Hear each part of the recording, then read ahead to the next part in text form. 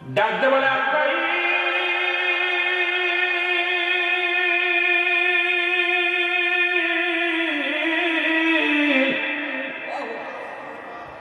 তুমি আমার রূহটা কবজ করবা, তার প্রবেশ করবা কোন জায়গা দিয়ে আগে বলো।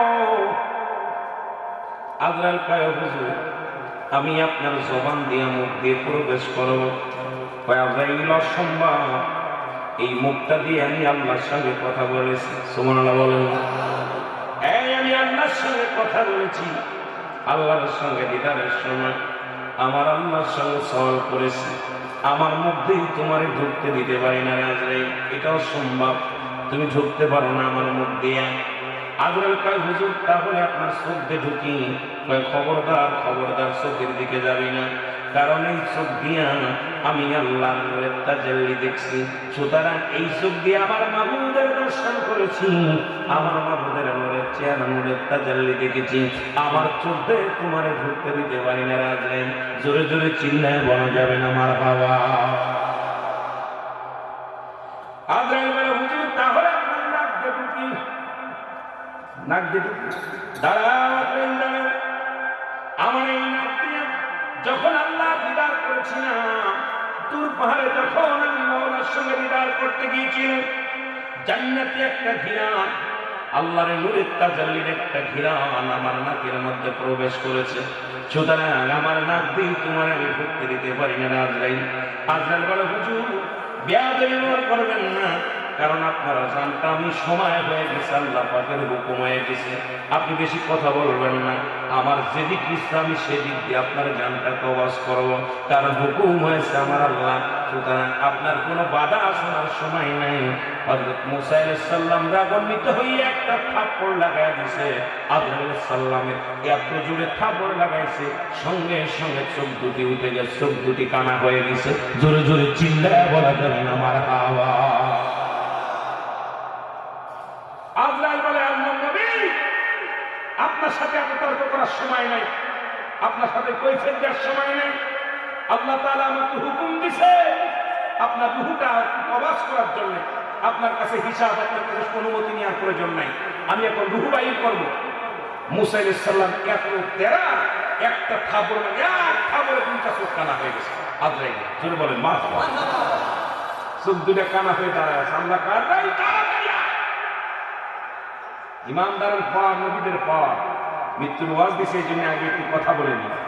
এত পর, এত শক্তি আমার আল্লাহর কাছে চলে গেলেন আজরাইল আলাইহিস সালাম।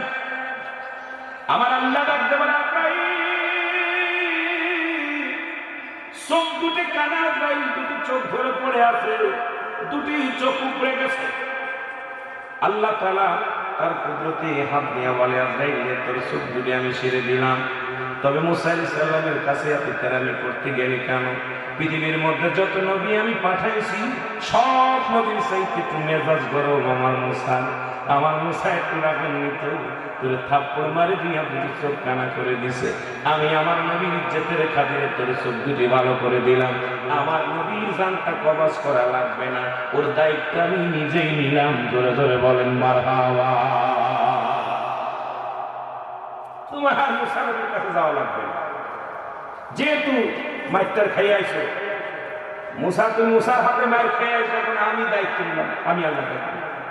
আবার আল্লাহ রাখতে বলে হে আল্লাহ নবী মুসা, আপনার হায়াত জিন্দেগি শেষ হয়েছিল, তবে আপনি যতদিন বাঁচতে চান আপনাকে আমি বাধা দিব না।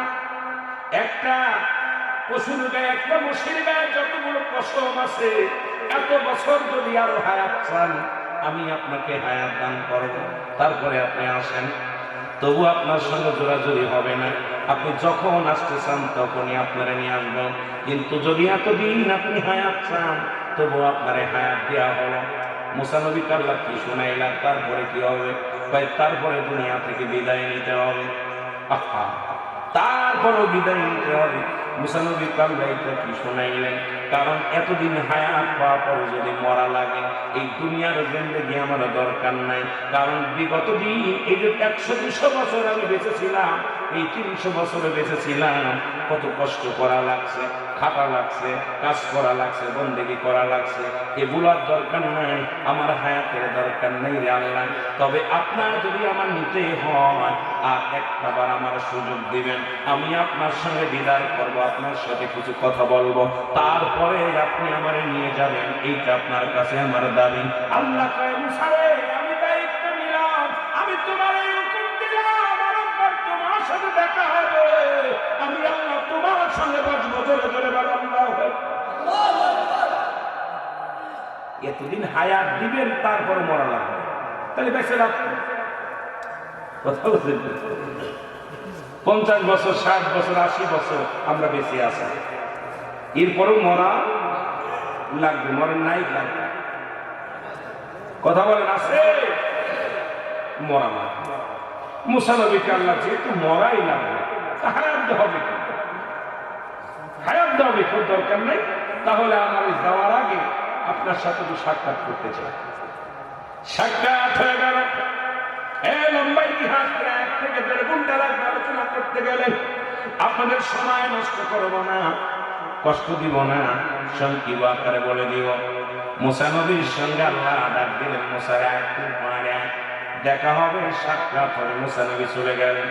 মুসা নবী আল্লাহকে দেখে বড় আনন্দিত হলেন, অনেক কষ্ট করে পাহাড় উঠলেন, পাহাড়ে উঠিয়া ঘোরাঘুরি করলেন, আল্লাহর সাথে সাক্ষাৎ হয়ে গেলেন। আমার আল্লাহ কয়, মুসা রে, তুমি যতদিন ইচ্ছা ততদিন তুমি দুনিয়ার জিন্দেগিতে থাকতে পারো, আমি আল্লাহ তোমার কথা দিলাম, আজরাইল কোনোদিন তোমার কাছে আসবে না, এই ওয়াদা আমি তোমার সাথে করে দিলাম। জোরে জোরে বলেন আল্লাহু আকবার। আপনি যখন আসতে যাবেন তখন আমি নিয়ে আসবো, কিন্তু আজরাইল আপনারা ডিস্টার্ব করবেন, আজরাইল ডিস্টার্ব করবে। মুসা নবী রওনা হয়ে গেলেন। আল্লাহ তার মুসা নবীর হাতে একটা লাঠি। আমার আল্লাহ বলে, হে আল্লাহ নবী, আপনার হাতে কি বলে লাঠি? ওটাতে আপনি একটা পাহাড়ের মধ্যে বাড়ি মারেন। পাহাড়ের মধ্যে বাড়ি মারলেন, বিশাল একটা নহর বাইরে হয়ে আসলেন, বিশাল একটা নদী বাইরে আসলেন। আল্লাহ নবী তাকায় দেখে পাহাড়ের মধ্যে একটা নদী হয়ে গেছে। নদী দেখিয়ে মুসা নবী ডাকতে বলে, আমার আল্লাহ, এই পাহাড় আশ্চর্য পাহাড়, এই পাহাড়ের মধ্যে আমি আঘাত করলাম, একটা নদী পেয়ে গেলাম। তবে আপনার কাছে আমার একটা দাবি, আমি দুনিয়া থেকে চলে যাব, তবে আমার কওমের লোক, এই পৃথিবীর মধ্যে যত মাখলুকাত আছে আল্লাহ, তাদেরকে আপনি রিজিকের ফয়সালা করে দিবেন। যখন কোনো মানুষ বিপদে পড়তো আমার কাছে আসতো, আমি দোয়া করতাম, আল্লাহ আপনি নিয়ামতে ভরপুর করে দিতেন না। আমার বনি ইসরাইলের যত কওমের লোকেরা থাকলো, তাদের খাবারের ব্যবস্থা আপনি একটু গুছায় দিবেন, তাদের কাউকে আপনি বঞ্চিত করবেন না। আমার আল্লাহ কয়, মুসা রে, ও মুসা, তোমার হাতে কি কয় লাঠি? তাহলে সাগরের মধ্যেও দাও বাড়ি, একটা নদীর মধ্যে বাড়ি দাও। মুসা লাঠিখানাটি পানির উপরে বাড়ি মারলেন, সঙ্গে সঙ্গে একটা পাথর হয়ে আসলেন, বিশাল একটা পাথর। এই পাথরটা দেখে মুসা নবী আশ্চর্য হয়ে গেলেন, আল্লাহ, বাড়ি মারলাম পাহাড়ের উপরে, আসলে একটা নদী, নদীর মধ্যে বাড়ি মারলাম, আসলে একটা পাথর। আল্লাহ কয়, মুসা এই পাথরের মধ্যে একটা বাড়ি দাও।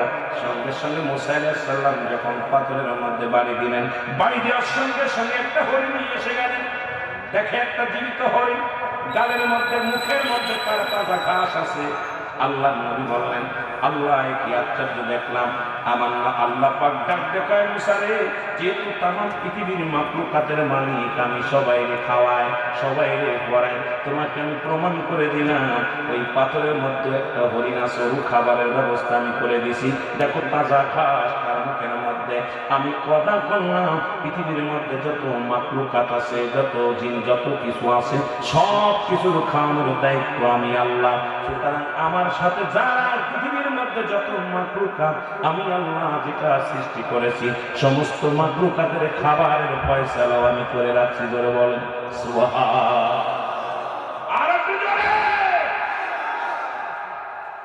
তুমি দেখো, দেখো না তুমি যে এই হরিণ যেমন তাজা ঘাস মুখে নিয়ে আসে, এটা তো আমি বানাইছি।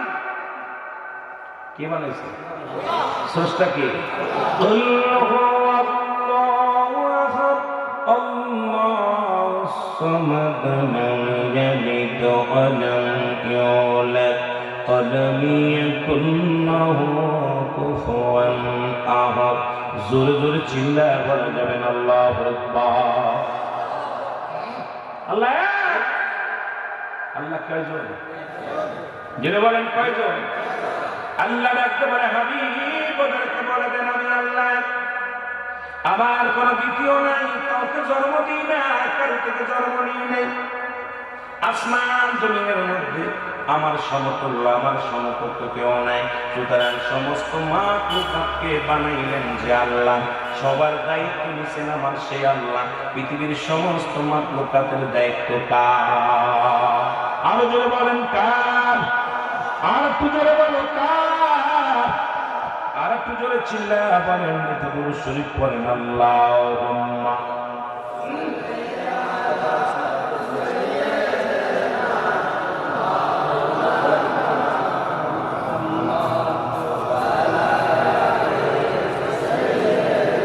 ভাই একটু জোরে দুরূদ পড়েন না।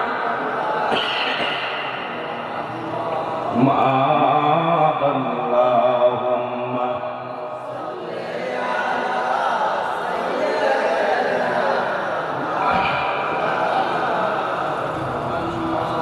ওয়ালা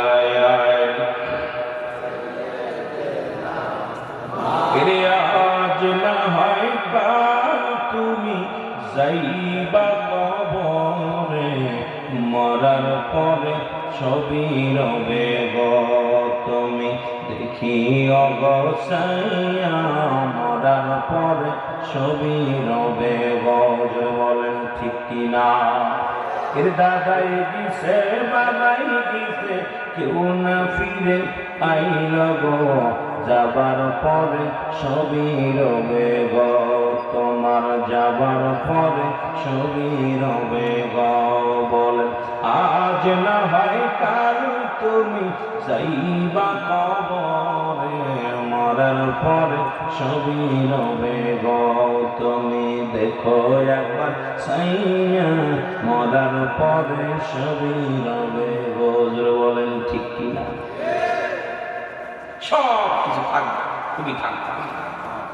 আল্লাহ নবী মুসা আলাইহিস সালাম বললেন আল্লাহ আপনি ওয়াদা করলেন সমস্ত মাখলুকাত কাটতে ডাকবেন গো। আমার আল্লাহ বলে হ্যাঁ মুসা আমি ওয়াদা করলাম সব মাখলুকাতকে আমি খাওয়াই। খাওয়ানোর দায়িত্ব যেহেতু আমি স্রষ্টা, ওরা সৃষ্টি, যাকে আমি সৃষ্টি করেছি সবারই রিজিকের ফয়সালা আমি আল্লাহ দিয়ে দিও। মুসা নবীকে সালাম বিনিময় করলেন আল্লাহর তরফ থেকে। সালাম পাইয়া উত্তর দিয়া মুসা নবী চললেন। আস্তে আস্তে যায় দেখে পথের মধ্যে নির্জন একটা এলাকা, মরু প্রান্তরের মধ্যে 7 জন ব্যক্তি নিয়ে একত্রিত হয়ে একটা কবর খনন করতেছে। জোরে বলেন আল্লাহু আকবার। মুসা নবী তাকায় দেখে এত নির্জন এলাকায় কোনো মানুষ নাই, চারিপাশে বিশাল একটা মরু প্রান্তরে, সেখানে 7 জন মানুষ একটা কবর খোলে। মুসা আলাইহিস সালাম সালাম দিলেন, যায় দিয়ে বলে এ ভাইরা তোমরা এখানে কেন কবর, কার কবর খোলো? বলে আপনি যদি শরীক হতে চান আমাদের সঙ্গে হতে পারেন। মুসা আলাইহিস সালাম শরীক হলেন। ওই 7 জনের সঙ্গে 8 জন মিলা কবর করলেন। কবরটা কমপ্লিট হয়ে গেলেন। মুসা আলাইহিস সালাম গায়ের ঘাম দিয়া মুসলমান শুনে নাও ঘাম ঝরতে লাগলেন, বুড়া মানুষ। এমন সময় কবরটা পুরা হয়ে গেলেন। লোকজনে বলে হে আল্লাহর নবী মুসা, ওই 7 জন বলে হে আল্লাহর নবী মুসা, আমরা যার জন্য কবরখানা খুঁড়তেছি সে আপনার মতো লম্বা চওড়া, আপনি যদি একটু মাপ দিয়ে দেখতেন, আপনি একটু শুয়ে দেখেন দিয়ে আপনার মাপ ঠিক আছে কিনা। কারণ আপনার মাপ যদি ঠিক থাকে, যাকে আমি কবরের মধ্যে শোয়াইব সেই লোকটা আপনার মতো লম্বা, আপনার মতো চওড়া, আপনার মতো বডি ফিটনেস। সুতরাং মাপের জন্য একটু কবরের মধ্যে শুয়ে পড়েন। মুসা আলাইহিস সালাম কবরের মধ্যে শুয়ে পড়ছে।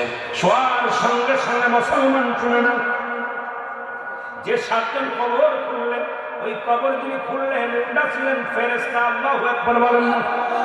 আল্লাহ প্রেরিত ফেরেশতা কবরের মধ্যে শুয়ে মুসা নবী আল্লাহ এত সুন্দর কবর, এমন নির্জন কবরের আল্লাহ এইরকম আমারে তুমি শান্তির মধ্যে রাখো। আল্লাহ সঙ্গে সঙ্গে আর এক ফেরেশতাকে বললেন, ফেরেশতারা তাড়াতাড়ি যা মুসা নবীর হাতে একটা আপেল ধরায়া দে। একটা ফেরেশতা একটা আপেল নিয়ে চলে আসলেন, আপেল এনে মুসা নবীর হাতে দিলেন, হুজুর খান। কবরের ভিতরে শুয়ে যখন আপেলের মধ্যে কামড় দিলেন, আমার আল্লাহ পাক মুসা আলাইহিস সালামের রূহটা বাইর করে দিলেন। জোরে জোরে চিল্লায়া চিল্লায়া বলেন আল্লাহু আকবার। মুসা আলাইহিস সালাম বিদায় হয়ে গেল, ওনাকে কবর থেকে উত্তোলন করলেন, ফেরেশতারা তারে গোসল করাইলেন, ফেরেশতা দিয়া গোসল করাইলেন। শুনালেন মুসলমান, ফেরেশতারা জানাজা পড়লেন। এ দুনিয়ার মানুষ শোনো, মুসা নবীর জানাজা পড়েছে ফেরেশতারা, মুসা নবীর কবর খনন করেছে ফেরেশতারা, সাথে শরীক ছিল নিজেই মুসা আলাইহিস সালাম। এবার তাকে কি করলেন? কাফন দাফন করাইলেন। কাফন দাফন করাইয়া এরপরে মুসলমান সবাই চলে আসলেন। এরপর থেকে ওই কবরটা খোঁজার জন্য বনী ইসরাইলের মানুষ কিয়ামত পর্যন্ত কবর শুধু খুঁজবে আর খুঁজবে, কারণ ওই কবরের কোনো চিনাক্ত নাই। এমন ভাবে কবরটা দিয়া দিয়েছে, মুসা নবী চিরতরে ওখানে শুয়ে আছে, কেউ আজ পর্যন্ত মুসা নবীর কবরটা খুঁজে পায় নাই। আর মুসা নবীর জানাজা পড়বে দুনিয়ার কোনো মানুষ পড়তে পারে নাই। মুসা আলাইহিস সালাম ওই কবরের মধ্যে শুয়ে আছে কিয়ামত পর্যন্ত, কবরটাকে জান্নাত বানায় শুয়ে আছে। ধরে বলেন মারহাবা। আল্লাহ পাক কত আসামে জানলা করেছে, যেটা আপেল দেবে, আপেল খাওয়ার মজায় থাকে। কারণ তো যখন কবরে শুয়ে আল্লাহ এত সুন্দর নির্জন, এত সুন্দর জায়গা, এইরকম একটা জায়গা হইলে ভালো হতো। আল্লাহ কয় যেহেতু রাজি হয়েছে এইরকম ভালো হতো, ওরে ওরে আর ফেরেশতা দিয়ে কেমনে টেকনিক খেলায় কবর পিছাইছে, এরকম মাইকে দেখাইছে। কথা বলছেন আল্লাহু আকবার বলেন। তবু আল্লাহ তাআলা রাখে নাই। পৃথিবীর মধ্যে 4 জন নবী এখনো জিন্দা। কয়জন নবী? 4 জন নবী। কয়জন? মুসা আলাইহিস সালাম তো বিদায় হয়ে গেছে, আরো 4 জন নবী দুনিয়ার মধ্যে জিন্দা আছে। তাদের মধ্যে একজনের নাম হলো হযরত ইলিয়াস আলাইহিস সালাম, যিনি আছে পাহাড়ের দায়িত্ব তাকে দিয়েছে আমার আল্লাহ। হযরত ইলিয়াস আলাইহিস সালাম হচ্ছে পাহাড়ের দায়িত্ব তাকে আল্লাহ দান করেছে। একজন হলো পানির দায়িত্ব আছেন খিদর আলাইহিস সালাম, আর একজন জান্নাতের মধ্যে আছে জীবিত অবস্থায়, ওনার নাম হলো হযরত ইদ্রিস আলাইহিস সালাম। আর একজন নবী আমার নবীর উম্মত হয়ে আসবে, আপনাদের নাম জানা আছে? নাম জোরে বলেন না। হযরত ঈসা আলাইহিস সালাম। মারহাবা। এই তো মুখস্থ আছে, আপনাদের জানা আছে। আমার নবীর উম্মত হইয়া একজন নবী আইব, সেই নবীর নাম হযরত ঈসা আলাইহিস সালাম। জোরে বলেন না মারহাবা। আর একজন নবী আছে মুসলমান শুনে না, যার কত উল্লেখ আছে, যিনি দুনিয়া থেকে আল্লাহ উঠায় নিয়ে গেছে, তবে দুনিয়ার মধ্যে পাঠাবে কি জানি না, যার নাম হলো হযরত জাকারিয়া আলাইহিস সালাম, যিনি গাছের কাছে সাহায্য চেয়েছিলেন, আল্লাহর কাছে সাহায্য বাদ দিয়া গাছের কাছে সাহায্য চেয়েছিলেন। ওই ব্যক্তি মুসলমান, কখন পাঠাবে কখন আসবে কেউ বলতে পারি না, তবে কোনো কিতাবের মধ্যে পাই নাই উনি আসবে। তবে গাছের কাছে সাহায্য চেয়েছিলেন, যে গাছটার উপরে ইহুদিরা কি করেছিলেন, সেই গাছটাকে ফাড়াইলেন, এরপরে আগুনে তারে পোড়াইলেন। কিন্তু আল্লাহ তার প্রিয় বান্দারে উঠায় নিয়ে গেছে, তবে পাঠাবে কি পাঠাবে না এটা আমরা বলতে পারি না, কোনো প্রমাণ আমরা পাই না, তবে আল্লাহ ভালো জানে। জোরে বলেন মারহাবা। আর কি জোরে বলেন না। এই মূসা আলাইহিস সালাম আল্লাহর সঙ্গে বিদায় করতেছেন। শুনে রাখবেন আলোচনা মুসলমান, মৃত্যুর আলোচনার মধ্যে আপনার কোনো মৃত্যুর আলোচনা হয় না। কুল্লু নাফসিন, এর কোনো আলোচনা আছে না? কথা বলে কেন অনেকে দিতে হুজুর মৃত্যুর কোনো আপনার আলোচনা করা যাবে না, কিন্তু মৃত্যুর আলোচনা দিলে হবে এরা বাড়াই করে বলা যায়। কথা কেন বাড়াই বলা সম্ভব না। কথা বলেন ঠিক কি না? কেউ কেউ ইন্তেকাল করছে, কেউ কেউ মরেছে, কেউ কেউ মারা গেছে। কথা বলেন না। আর ওকে স্বর্গে গেছে তাই নরকে গেছে। কথা কয় না? সবই তো একই, যে লাও ঠিক। মুসা আলাইহিস সালাম মুসলমান আল্লাহর সঙ্গে দিদার করতে গেলেন। 3 জন মানুষের সঙ্গে দেখা। কয়জন? মুসার ভিতর তো রয়েছে, মরার খবরটা বলে আসলাম, তারপরে একটু আরেকটা খবরে চলে যাই, তারপরে দেখা যাক কোন দিকে আগানো যায়। আবার বাগানেরা গভীর মনোযোগ। 3 জন মানুষের সঙ্গে দেখা হলো। এর মধ্যে একজন হলো মহিলা, 2 জন হলো পুরুষ। একজন কি? একজন হলো মহিলা, দুজন হলো পুরুষ। মুসা আলাইহিস সালাম যায় একজন ধনী পুরুষের সঙ্গে দেখা। ধনী লোক মুসা নবীকে সালাম দেয়, আল্লাহর নবী মুসা আপনি কই যান? আল্লাহর সঙ্গে দিদার করতে যান, আল্লাহর সঙ্গে কথাবার্তা বলতে যাই, কারণ আমার তো আল্লাহর সঙ্গে অনেক পরামর্শ করা লাগে, অনেক কিছু জানার দরকার আছে, অনেক কিছু মানার দরকার আছে। আমি নবী মুসা আলাইহিস সালাম যাই, আল্লাহর দরবারে যাই। আল্লাহ নবী মুসা বলার পর ধনী লোক ডাকতে বলে, নবী মুসা আপনার কাছে জানতে চাই, আমি আল্লাহ এত ধন সম্পদ দিয়েছি, এই পৃথিবীর মধ্যে বাড়ির অভাব নাই, গাড়ির অভাব নাই, এই দুনিয়ার মধ্যে সম্পদের পাহাড় আমার আল্লাহ বানায় দিয়েছে রে। আপনার কাছে জানতে চাই কি আমল করলে আমার কমে যাবে, কি আমল করলে আমার এই দুনিয়ার মধ্যে এই সম্পদ কমে যাবে, আমি আপনার কাছে জানতে চাই। তোমার আল্লাহর কাছে জেনে আসবা কি আমল করলে এই দুনিয়ার সম্পত্তি কমবে, একটু জানতে চাই। জোরে বলো মারহাবা।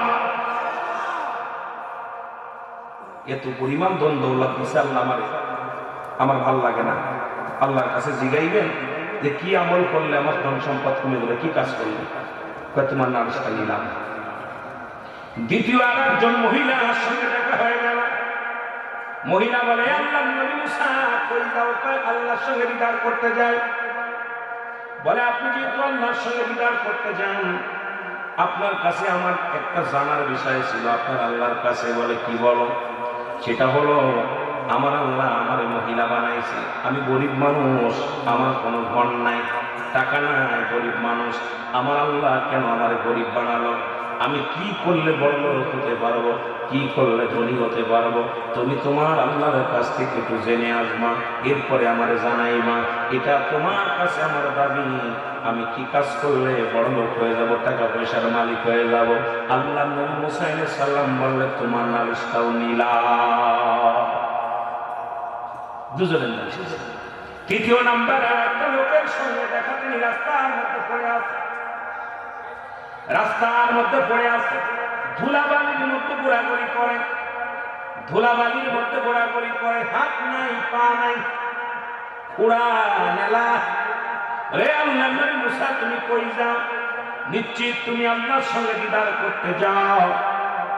তোমার কাছে আমার একটা দাবি, আমারে আমার আল্লাহ কেন বানাইছে, আমার দেহে কোনো কাজে লাগবে কিনা, আমার কোনো কাজে লাগবে কিনা আমি জানতে চাই।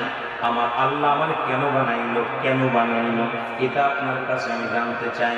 কারণ আমার আল্লাহর কাছে জিজ্ঞাইবেন আমার মতো অসাল মানুষকে কেন বানাইলো, আর কোনো কাজে লাগবে কি না এটা জেনে আসবেন। আমার নবী মুসা আলাইহিস সালাম ডাকতে বলেন, ঠিক আছে, আমি তাও জেনে আসবো। জোরে জোরে চিল্লায়া বলেন আল্লাহু আকবার।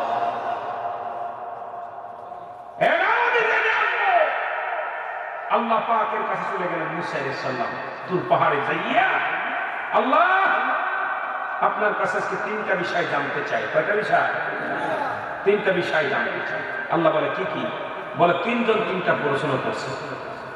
আল্লাহ এক নম্বর প্রশ্ন হলো, একজন ব্যক্তি বিশাল ধনী, এই পৃথিবীর মধ্যে জন সম্পদ করে অনেক দান করেছে,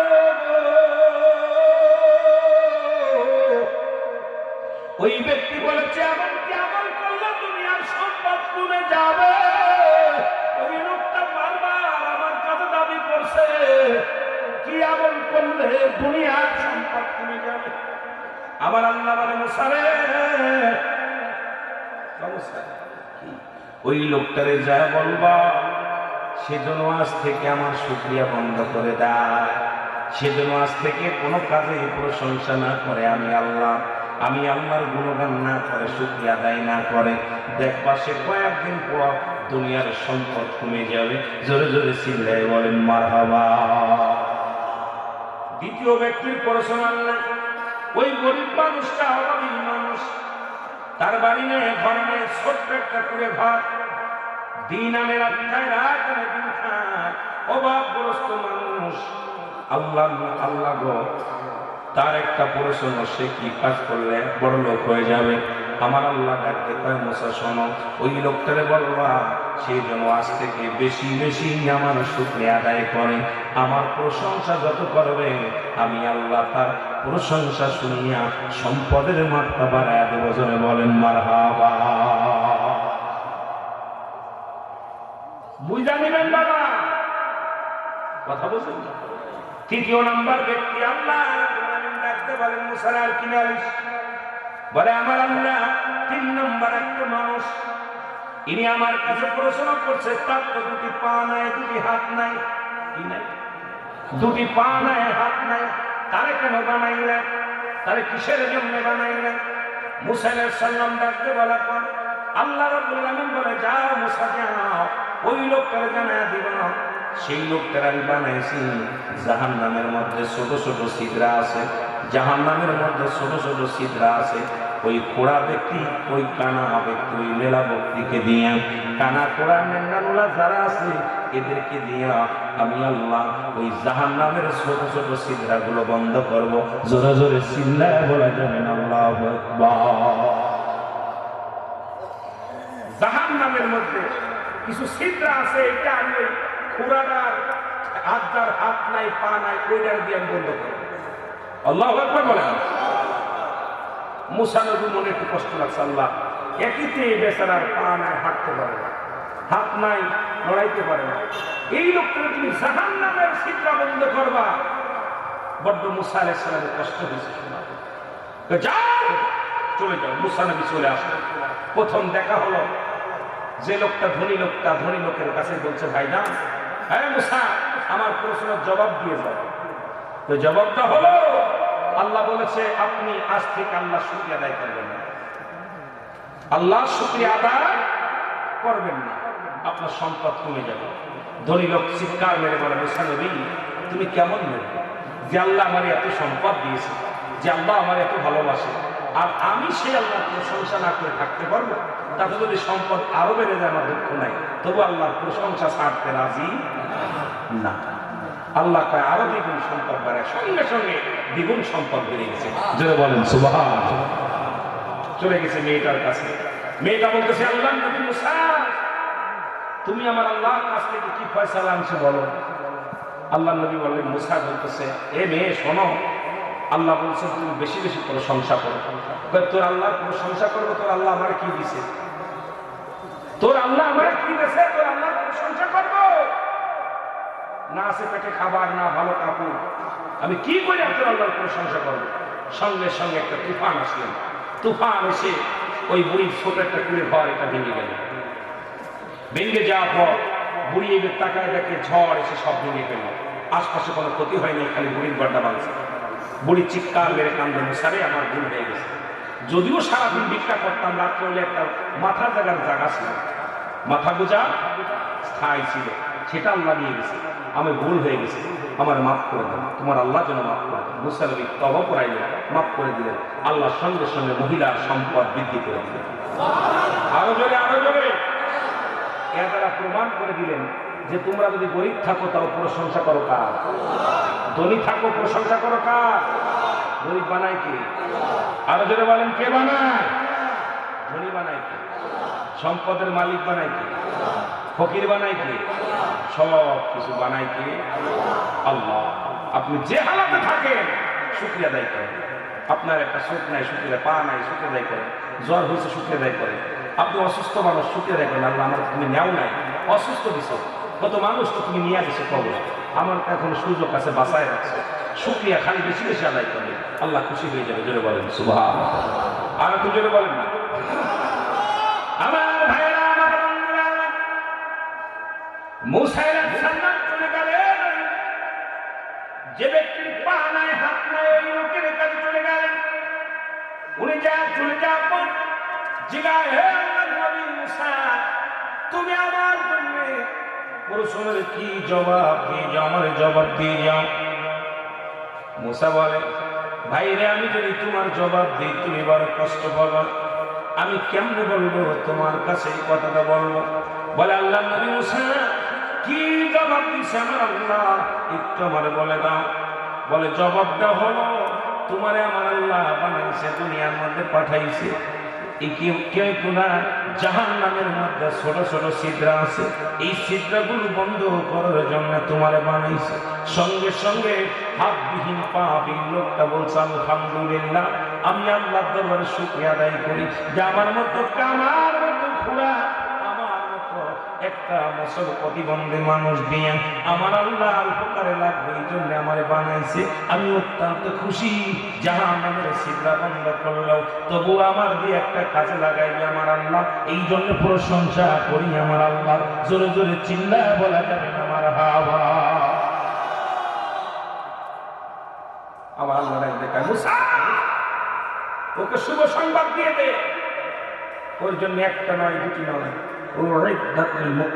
ও তো মুমিনদের অন্তর্ভুক্ত, ওদের জন্য প্রস্তুতি রাখছে 8টা জান্নাত। আরো জোরে যেহেতু সে আমার প্রশংসা করছে, যেহেতু আমার প্রশংসা করছে, যার হাত নাই তার পা নাই, তারপর আমার শুকরিয়া আদায় করছে, আমি আল্লাহ বান্দার উপর অত্যন্ত খুশি হয়ে গেছি, অত্যন্ত রাজি হয়ে গেছি। আমি আল্লাহ একটা নয় দুটি নয়, ওই অসাল ব্যক্তির জানায় দাও, আমি আল্লাহ তার জন্য 8টা জান্নাতের দরজায় খুলে দিলাম, আমি আল্লাহ তার জান্নাতি করে দিলাম। জোরে জোরে চিল্লায় বলা যাবে না মারহাবা।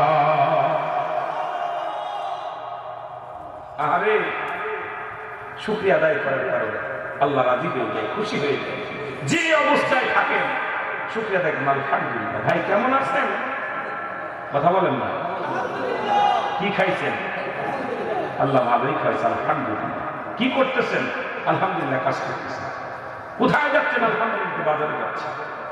প্রতিটা কাজে কর্মে যখন আপনি শুকরিয়া আদায় করবেন তখনই আল্লাহ আপনার উপরে রাজি খুশি হয়ে যাবে। যেটা বলেন ঠিক কিনা?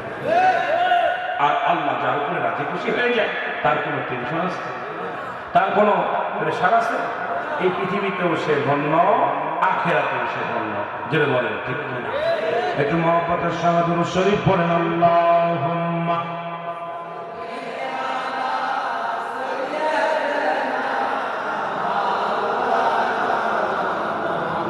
ওয়ালা আলি সাইয়্যিদিনা।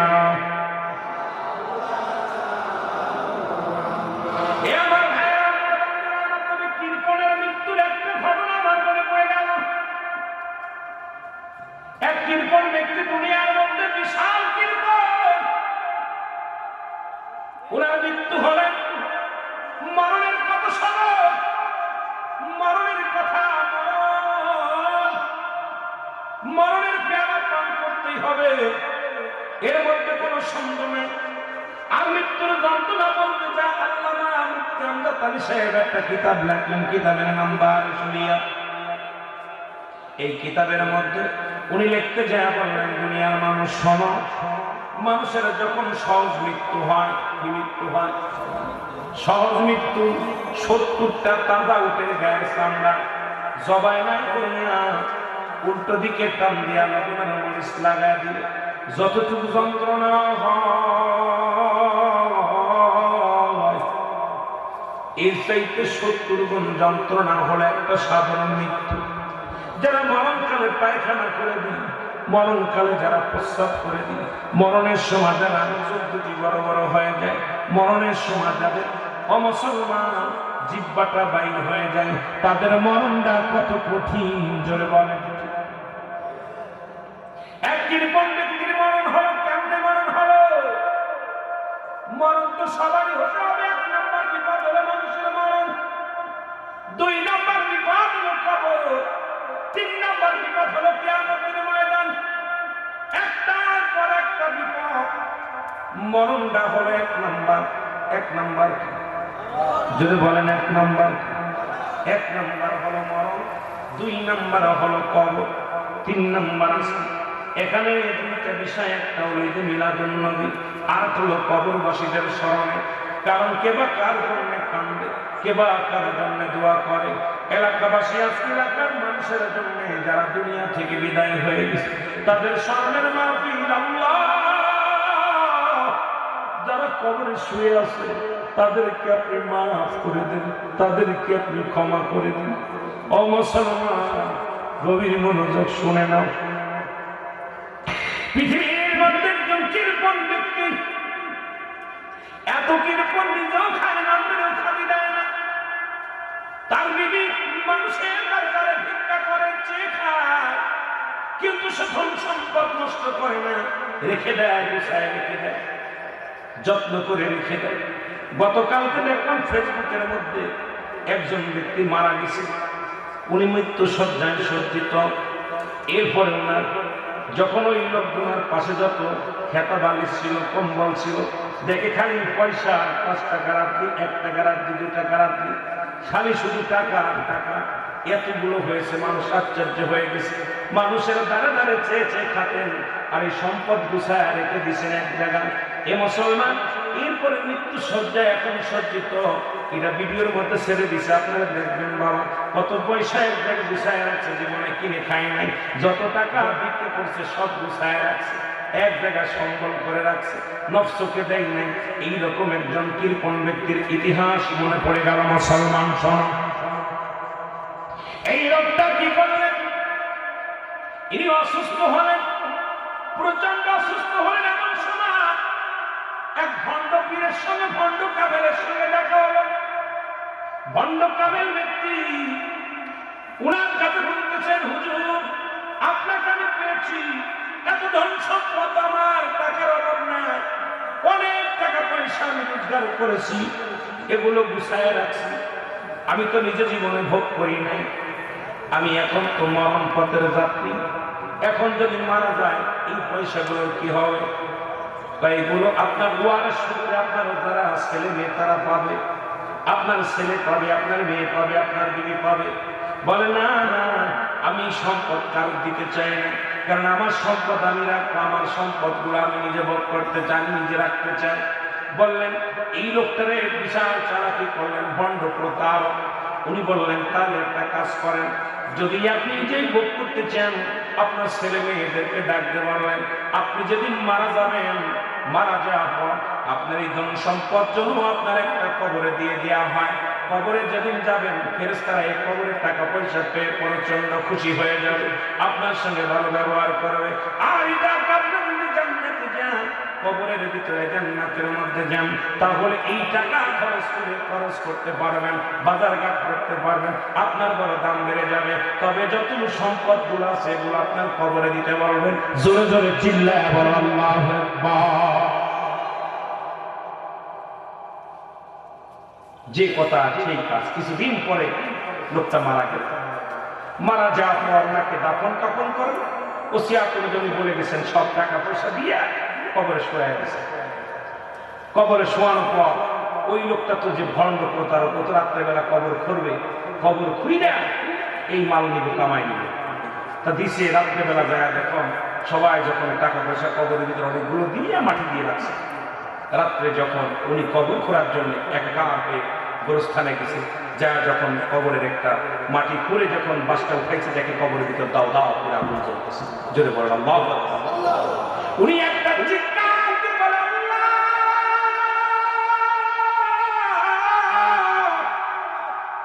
তুমি আমার কি দেখাইলা, তুমি আমার কি দেখাইলা। একটা চিৎকার দিয়ে জমিনের মধ্যে উনিও পড়ে মারা গেছে। ও মুসলমান শোনে না, প্রতিবেশী এসে দেখে ওই কবরের সকালবেলা গোরস্থানে দেখে যে একটা লোক উপরে শুয়ে আছে, যায় দেখে মারা আছে, এবং কবর খোঁড়া, কবরের মধ্যে দাও দাও করে আগুন জ্বলে। মুসলমান শুনে নেন, সুতরাং কবরের মধ্যে কবরে যাওয়া হয়, কবরে হিসাব হয়। এই কবরটা হলো মানুষের 2 নাম্বার বিপদ। 1 নাম্বার বিপদ হলো মানুষের মরণ। মানুষের মরণ হয় 2টা টাইমে, একটা হলো রাতের বেলা আর একটা হলো দিনের বেলা। একটা হলো রাতের বেলা, একটা হলো দিনের বেলা। আমার ভাইরা, আমার বন্ধুরা, একটা মরণ হয় রাত্রে, একটা মরণ হয় দিনে। দিন শেষ করেছেন, মৃত্যুবরণ করেন না, রাত শুরু করেছেন, মরণ আপনাদের এখনো মরণ হয় না। সকাল পর্যন্ত বেঁচে থাকবো কেউ বলতে পারি না, পারবো না। যদি বলেন পারবো কি না? কারণ পৃথিবীর মধ্যে আসার সিরিয়াল আছে, যার কোনো সিরিয়াল নাই। এই দুনিয়ার মায়া ছেড়ে চলে যেতে হবে, মরণের চিন্তা বেশি বেশি করা লাগবে।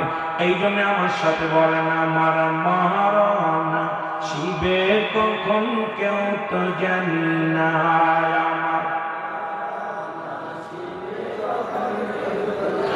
আমি চলে যাব, আমায় তোমরা ভুলা যায় না, আমি চলে যাব,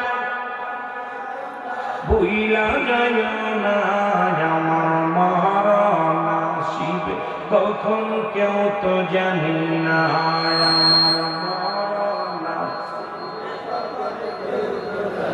টাকা পয়সা দালান কোটা জায়গা করাছি, সব কিছু ফেলাইয়া একাই চলেছি রে আমি, কোনটা বানানের সব কিছু ফেলাইয়া এর যাবার বেলায় ভেবে দেখি আমার কেহ নাই, আমি যাবার বেলায় ভেবে দেখি না, আমার মরণ। কুল্লু মান আলাইহা, সব শেষ করে দিবে কে? আল্লাহ। আর তুই যে বলেন কি? আল্লাহ। আল্লাহ বলে দুনিয়ার মানুষেরা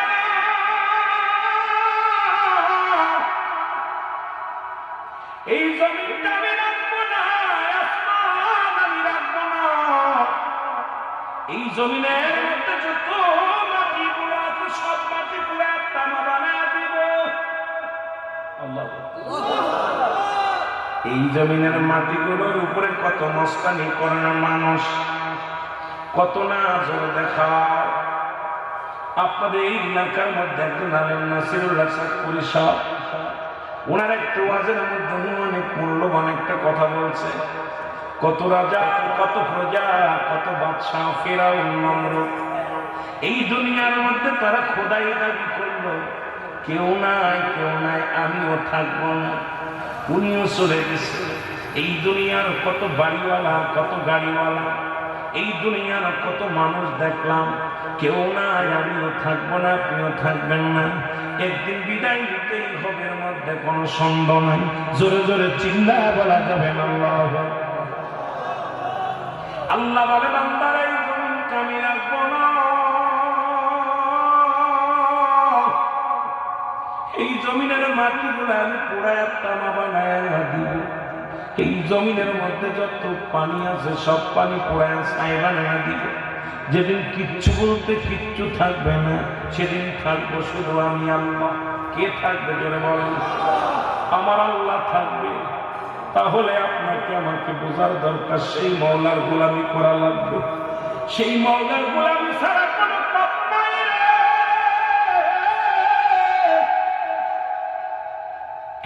সেই মওলার গোলামি ছাড়া কোনো পথ নাই, সেই মওলার ইবাদত ছাড়া কোনো পথ নাই।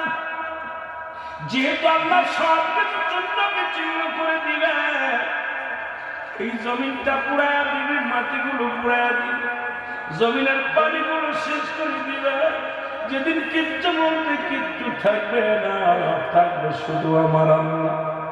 আল্লাহ কয় বান্দা সেদিন থাকবো আমি শুধু আমার নবীর ভালোবাসা নিয়ে। ওমা আরসালনাকা ইল্লা রাহমাতাল লিল আলামিন। জোরে জোরে চিল্লায় বলেন মারহাবা। আল্লাহ নবী রহমতের পেয়ালা নিয়ে দুনিয়ার মধ্যে আগমন করেছে, যিনি উম্মতের কান্ডারি,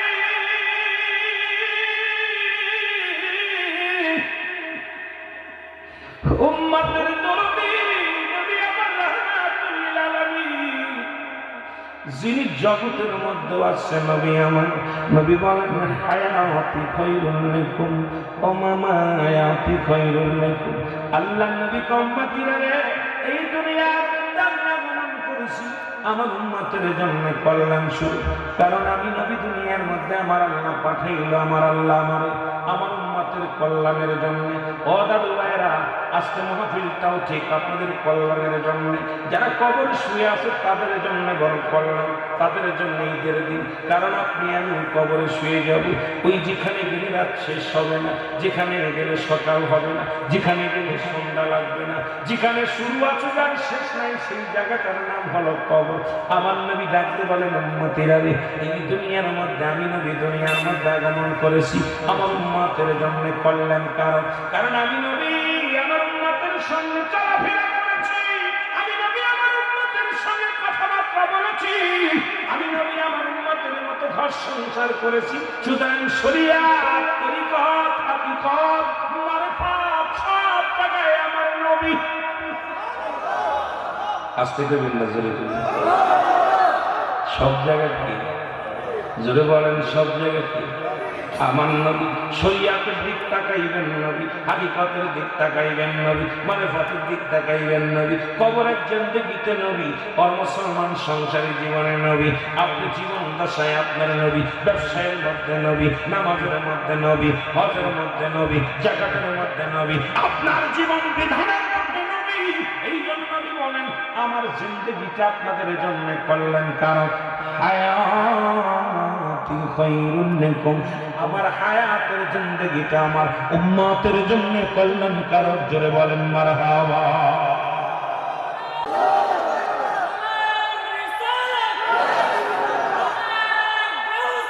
আরে মদিনা মদিনা আশিক মুমিনের ঠিকানা, বলো না মদিনা মদিনা আশিক। মন চাইছিল গজল গাবো না, দাবি করেছিল, তারপরেও গজল গান বলার অবস্থা ভালো না। তারপরে দুই একটা গাইতে হয় যুবকদের জন্য। বলো না মদিনা মদিনা আশিক মুমিনের ঠিকানা, বলো না মদিনা মদিনা।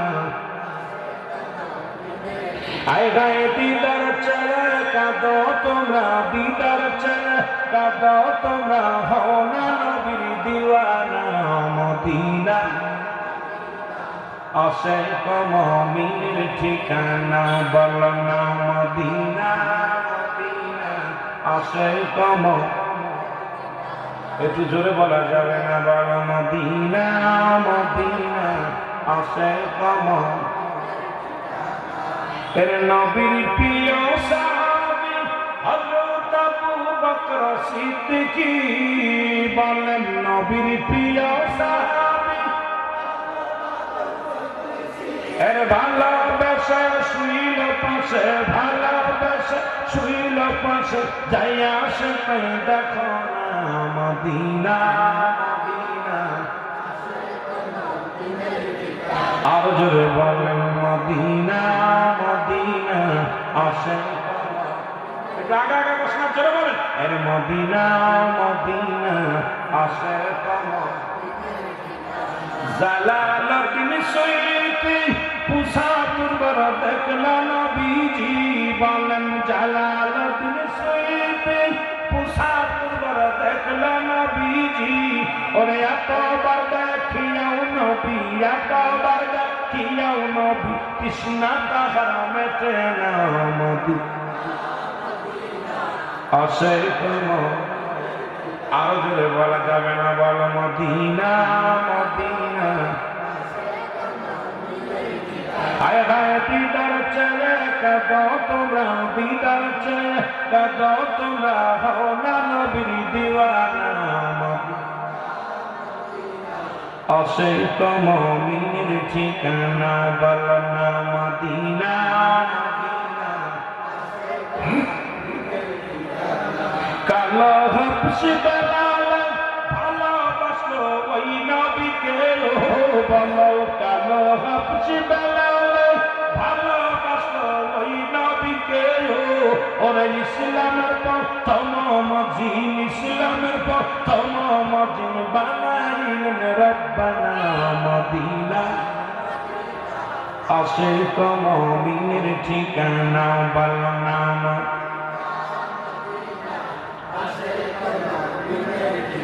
আয় হায় দিদার চলে কাঁদো তোমরা, দিদার চলে কাঁদো তোমরা, বাহানা নবী দিওয়ানা মদিনা মদিনার আশেক একটু আগায় হয়েছে না বাবা পিছনে জায়গা হচ্ছে না একটু আগায় বসে মহব্বত একটু আগায় বসে জিকির করেন জিকির তাহলে করে একটু আগায় আসে ইসমে যাও আল্লাহ আল্লাহ আগা আসেন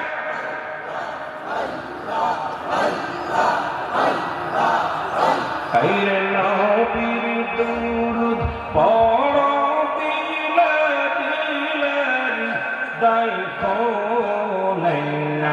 নবীর দুরুদ পড়ো দিলে দিলে আল্লাহ আল্লাহ খাইরে নবীর দুরুদ পড়ো দিলে দিলে দেখো নবীর দুরুদ পড়ো দিলে দিলে আল্লাহ আল্লাহ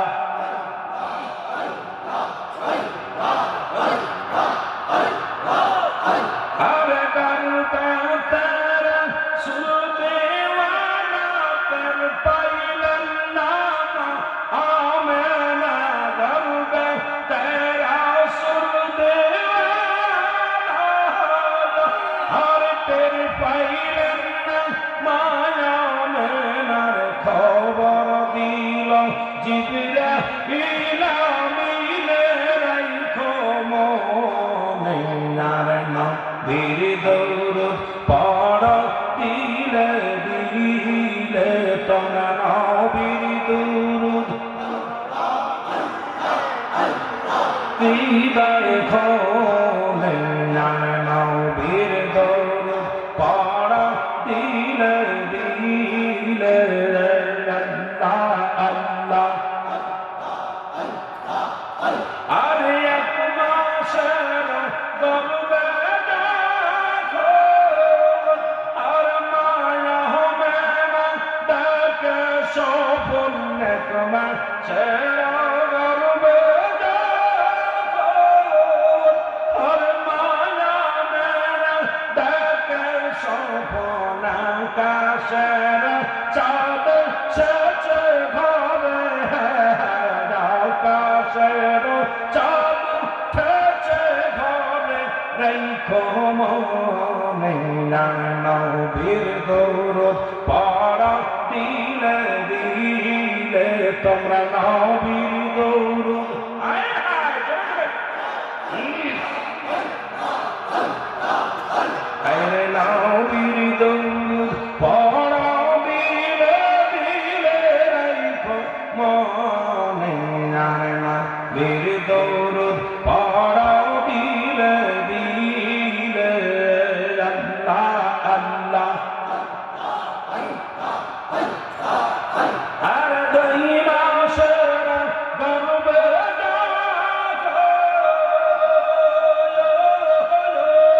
মহয়া মেনা তাকে সপন রহমতেরি জুয়ার আইছে ঘরে রহমতের ভান্ডার আইছে ঘরে রাইখো মনে নবীর দুরুদ পড়ো দিলে দিলে তোমরা নবীর দুরুদ জোরে জোরে আর নবীর দুরুদ পড়ো দিলে দিলে রাখো মনে নবীর দুরুদ পড়ো দিলে দিলে আল্লাহ আল্লাহ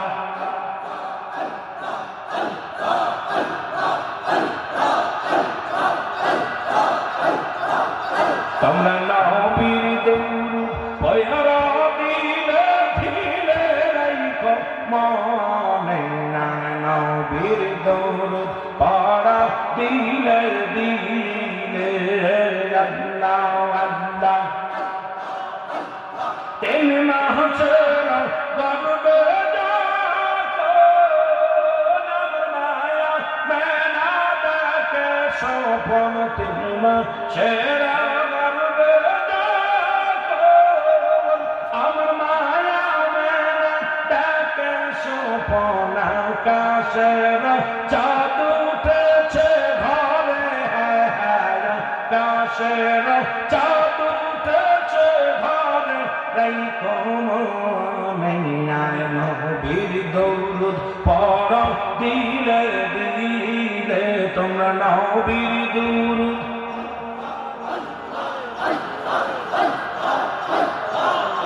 আরে নবীর দুরূদ পড়ো দিলে দিলে তোমরা সবাই নবীর দৌলুদ পড়ো দিলে দিলে।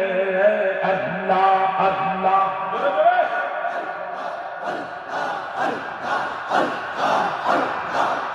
আইরে সোনার মুমিন মুসলমান দয়াল নবীর উম্মত গণ, সোনার মুমিন মুসলমান দয়াল নবীর উম্মত গণ, দয়াল নবীর দুরূদ শরীফ তোমরা সাইরো না গো, দয়াল নবীর প্রেমের তরি তোমরা সাইরো না। আল্লাহ আল্লাহ আইরে সোনার মুমিন মুসলমান দয়াল নবীর উম্মত গণ, সোনার মুমিন মুসলমান দয়াল নবীর উম্মত গণ, দয়াল নবীর প্রেমের তরি তোমরা সাইরো না গো, দয়াল নবীর প্রেমের তরি তোমরা সাইরো না। আল্লাহ আল্লাহ ওই নৌকাতে উঠবে যখন নবীর দিদার পাইবে তখন, নৌকাতে উঠবে যখন নবীর দিদার পাইবে তখন, রোজ হাসরে তলাই নিবেন হে রব্বানা, রোজ হাসরে তলাই নিবেন হে রব্বানা। আর সোনার মুমিন মুসলমান দয়াল নবীর উম্মত গণ, সোনার মুমিন মুসলমান দয়াল নবীর উম্মত গণ, দয়াল নবীর প্রেমের তরি তোমরা সাইরো না গো, দয়াল নবীর প্রেমের তরি তোমরা সাইরো না। আল্লাহ আল্লাহ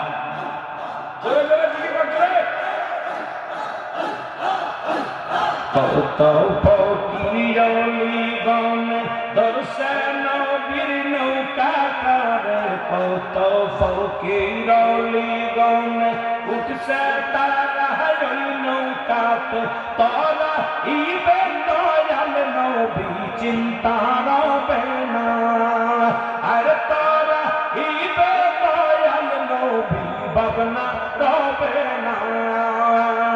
ওই নৌকাতে উঠবে যারা নবীর দিদার পাবে তারা, ওই নৌকাতে উঠবে যারা নবীর দিদার পাবে তারা, আখিরাতে পার হইবে ফুলসিরাত খানা, হায় হায় আখিরাতে পার হইবে ফুলসিরাত খানা।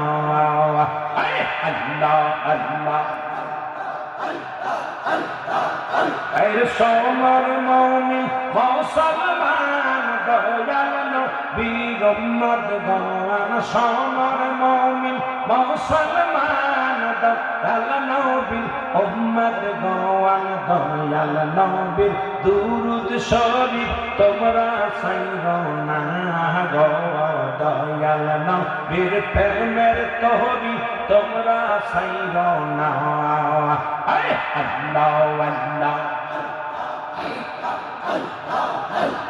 ওই তহবিতে উঠবে যেজন ওই ফুলের সুবাস পাবে তখন, ওই তহবিতে উঠবে যেজন নবীর দিদার পাবে সেজন, আখিরাতে পার হইবে ফুলসিরাত খানা, আর আখিরাতে পার হবে সে ফুলসিরাত খানা আর নবীর উম্মত নর নারী নবীর উম্মত নর নারী নবীর প্রেমের ধর তরি নবীর উম্মত নর নারী নবীর প্রেমের ধর তরি আখেরাতে পার হইবে ফুলসিরাত খানা গো আখেরাতে পার হইবে ফুলসিরাত খানা আল্লাহ আল্লাহ এর সোনার মুমিন মুসলমান দয়াল নবীর উম্মত গোয়ান সোনার মুমিন মুসলমান দয়াল নবীর উম্মত গোয়ান দয়াল নবীর প্রেমের তৌরি তোমরা সাইর না গো দয়াল নবীর প্রেমের তৌরি তোমরা সাইর না আল্লাহ আল্লাহ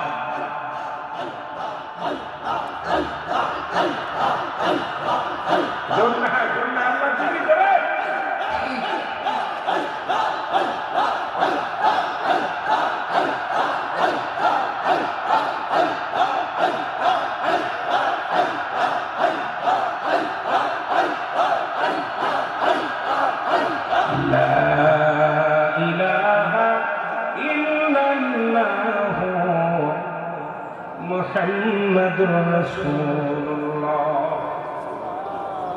সাল্লাল্লাহু আলাইহি ওয়াসাল্লাম মারহাবা আর একটু জোরে বলেন মারহাবা জিকির করলেন কার আল্লাহ জিকির সাধারণত দুভাগে বিভক্ত ওয়াজ কই রাখলাম মনে রাখবেন কবরের জায়গা কথা বলছেন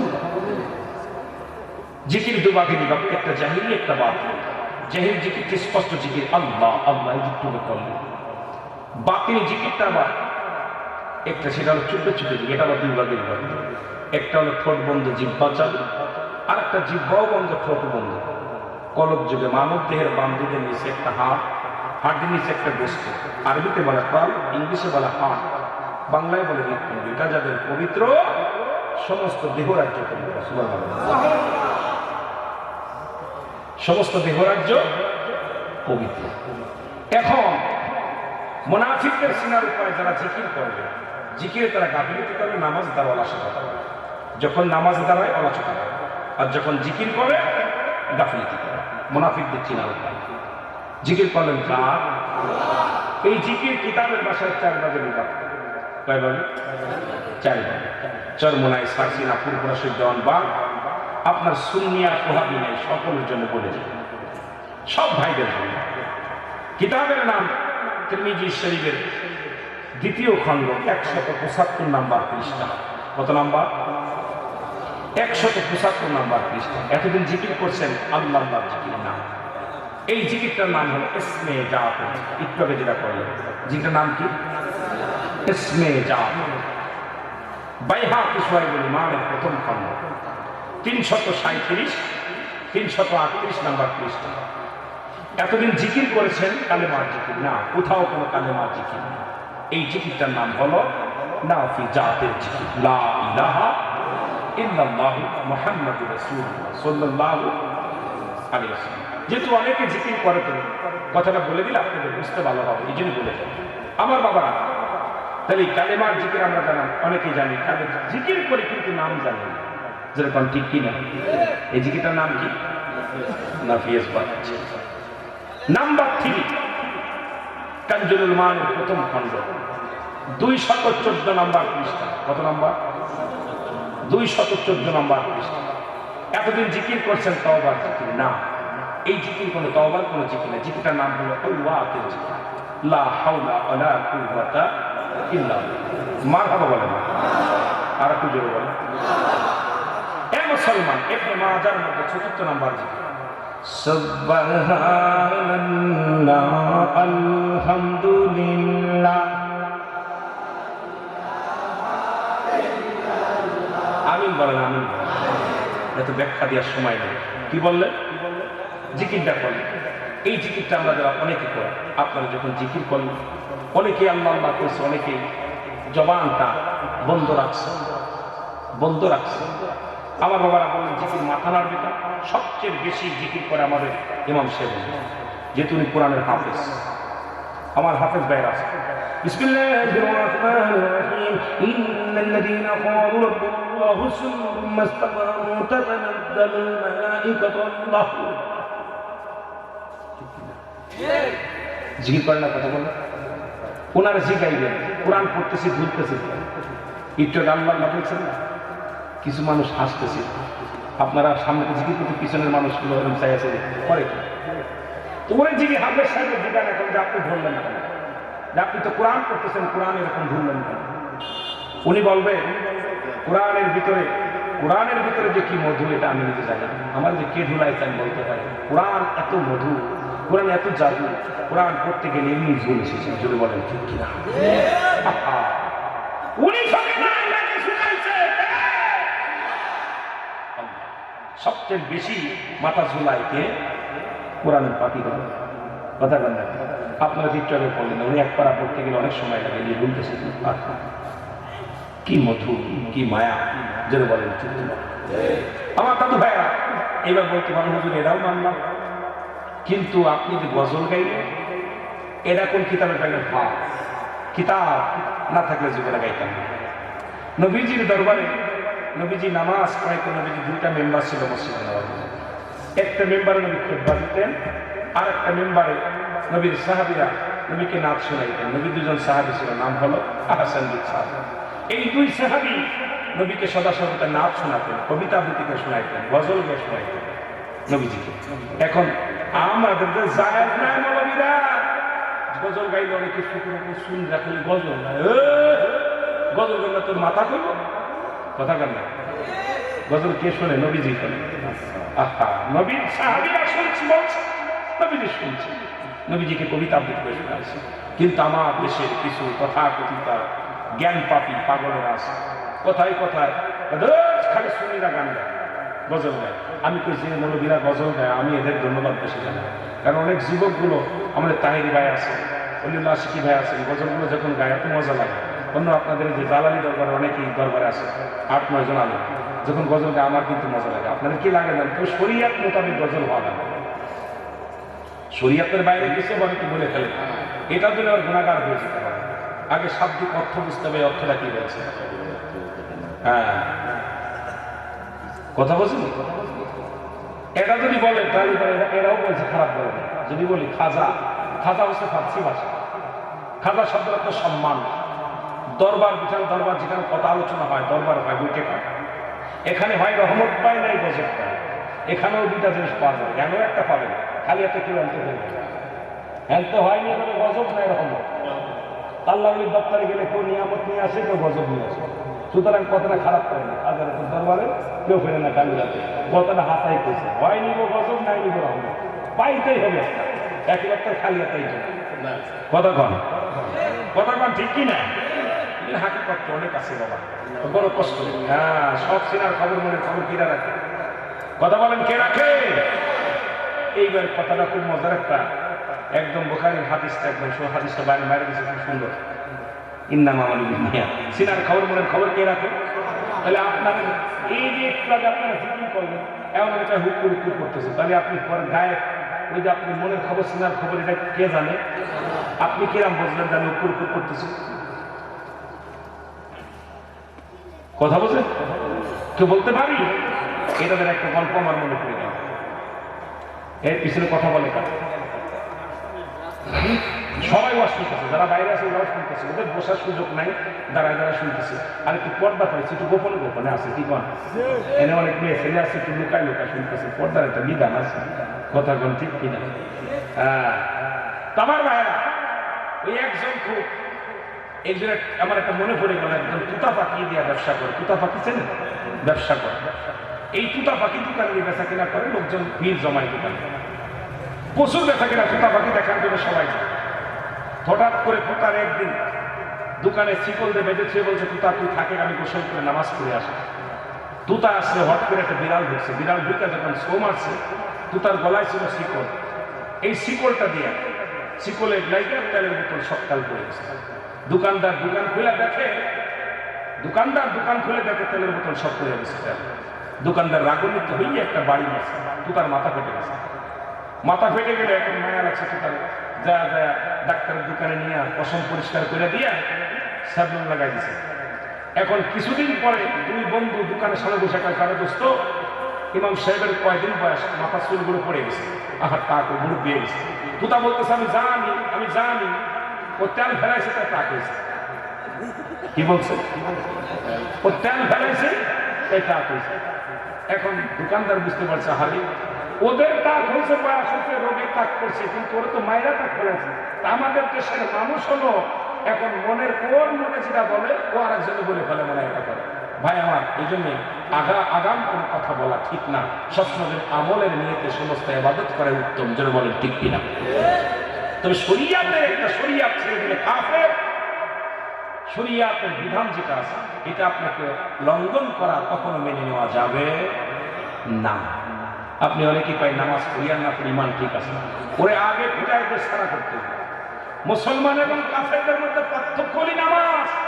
যার নামাজ নাই তার আবার ইমান কোনটা? কথা বলে আছে না? তবে সুন্নিদের ভিতরে দুইটা দোষ আছে। দোষটা আমি বলে যাই, হয়তো আপনারা কইতে পারবেন ভাই এমন একটা কথা বলি। সুন্নিদের ইমান আছে, আমল নাই। ইমান আছে, আমল নাই। আর বাতিলদের আমল আছে, ইমান নাই। কথা বোঝেন? দাম থাকলে কি, কিন্তু বাবা বড় লসের মধ্যে আছে। দাম আছে কিন্তু লসের মধ্যে আছে। ইমাম সাহেব যেটা বলছে কথাটা মানি, কিন্তু এইরকম কইলে ওরা পায়ে বসবে। ইমান আছে, আমল নাই, আমল আছে, ইমান নাই। মানব জীবনের অমূল্য সম্পদের নাম হলো, আর ব্যক্তির জীবনের অমূল্য সম্পদের নাম রুহু। রুহুবিহীন যেমন বডির মূল্য নাই, এই রুহুবিহীন বডির কোনো মূল্য নাই। দেখতে শুনতে ভালো, রুহুটা নাই। এখন বলি ইমাম সাহেব সকালবেলা মাইকে বলবেন একটা শোক সংবাদ। কি গ্রাম নিবাসী? এই গ্রামটার নাম কি ছিল? নূরপুর গ্রামে মোহাম্মদ হানিফ মিয়া ইন্তেকাল করেছে, বা চাঁদ মিয়া ইন্তেকাল করেছে। ইন্না লিল্লাহি ওয়া ইন্না ইলাইহি রাজিউন। মরহুমের জানাজা সকাল 10টায় মসজিদ প্রাঙ্গণ অনুষ্ঠিত হবে। একই মুখে বললো কি দেখেন, এই জবান দিয়ে বললো মরহুম চাঁদ মিয়া সাহেব ইন্তেকাল করেছে। কে মরছে? কে মরছে? বলছে অমুকের ছেলে অমুক মিয়া ইন্তেকাল করছে। বলছে একটা শোক সংবাদ, অমুক গ্রামে অমুক নিবাসী অমুক ব্যক্তি আজ রাত 12টার সময় ইন্তেকাল করছে, নাম বলছে। এরপরে আর নাম বলবে না, বলে মরহুমের জানাজা। কিসের জানাজা? কথা বোঝেননি? মরহুমের জানাজা বা মায়ের জানাজা সকাল 10টায় অনুষ্ঠিত হবে। এক মুখ দেখে কেবল জিন্দা ধরে মারছে, মোড়াটা হয়ে গেছে লাশ, মরহুম হয়ে গেছে। চিন্তা করছেন কিছু? তাহলে আপনার আমার জীবন হলো এইটুকু, বিশ্বাসটা ত্যাগ হয়ে গেছে, আর মূল্য নেই। এই জন্য ব্যক্তির জীবন অমূল্য সম্পদের নাম হলো রুহু। রুহুবিহীন বডির কোনো মূল্য নাই। হাত আছে, পা আছে, সব আছে, রুহুটা নাই, বডির কোনো মূল্য নাই। এই জন্য আমল করছে, নামাজ, রোজা, হজ, যাকাত। ইমাম সাহেবুদ্দিন বলছে ওরে পরিতেছে সব ঠিক আছে, ইমান নাই। যার ভিতরে নবী নাই তার ইবাদত করে লাভ নেই। যারা বলেন ঠিক কিনা? এই জন্য বলতেছিলাম আমার নবী ইন্তেকাল করছে, কথা বোঝেন নাই? নবীজি ইন্তেকাল করছে, এটা নিয়ে কিছু বাতিলের একটা নবী মরে গেছে। নবীজি বলতেছে না, শুনে না, আমি নবীর ইন্তেকাল শরীফটা আমার উম্মতের জন্য কল্যাণ শরীফ। সুবহানাল্লাহ বলেন। আর একটু জোরে বলেন। কে বলতেছে? নবীজি বলতেছে যে আমি যে চলে গেছি, বিদায় নিছি, বিদায়টা নিয়ে আমার উম্মতের জন্য। আমি বিদায় নিতাম না, নিচ্ছি আমার উম্মতের জন্য। কার জন্য? কারণ আমি নবী যখন কোনো উম্মত ভালো কর্ম করে, ভালো কাজ করে, আমি আল্লাহর দরবারে প্রশংসা করি যে আল্লাহ অমুক গ্রামে চাঁদ মিয়া সাহেব, ইমাম সাহেব হুজুর, ওই আবু সাইদ মিয়া, আল্লাহ ওই নাসির উদ্দিন একটা ভালো কাজ করছে, আল্লাহ ওদের জন্য শুকরিয়া আদায় করে। আল্লাহ আবার কোনো উম্মত যখন গুনাহের কাজ করে, নবীজি বলেন সঙ্গে সঙ্গে আমি আল্লাহর দরবারে ইস্তিগফার করি, মাফ চাই যে আল্লাহ অমুক ব্যক্তি অন্যায় করেছে, তুমি তারে মাফ করে দাও। যদি ইমানদার হয়, হে মুসলমান, তাহলে এই নবীর পক্ষে থাকার দরকার আছে কিনা? আরো জোরে বলেন আছে কিনা? এই জন্য আমি আপনাদের কাছে আমার দাবি করে যাই, নাম্বার মরণ, নাম্বার 2 হলো কবর। আর কবর বলতে আমরা পর্যায়ে মানুষের মৃত্যুর পর থেকে শুরু করে কিয়ামত পর্যন্ত জগৎটাকে বলা হয় কবরের জগৎ। জোরে বলেন ঠিক কিনা, আরো জোরে বলেন ঠিক কিনা। এই কবরে কোনো সকাল আর বিকেল না, এই কবরে কোনো রাত আর দিন নাই, কবরে শুরু আছে তার শেষ নাই। সর্বশেষে যিনি ইন্তেকাল করবে, যিনি মারা যাবে, সেও 50,000 বছর বা 500 বছর কিসে থাকবে? কবরের জিন্দেগিতে থাকা লাগবে। এই জন্য আমার ভাইয়েরা 40 বছর 50 বছরের জিন্দেগি পাইয়া আপনারা অবহেলায় কাটাই।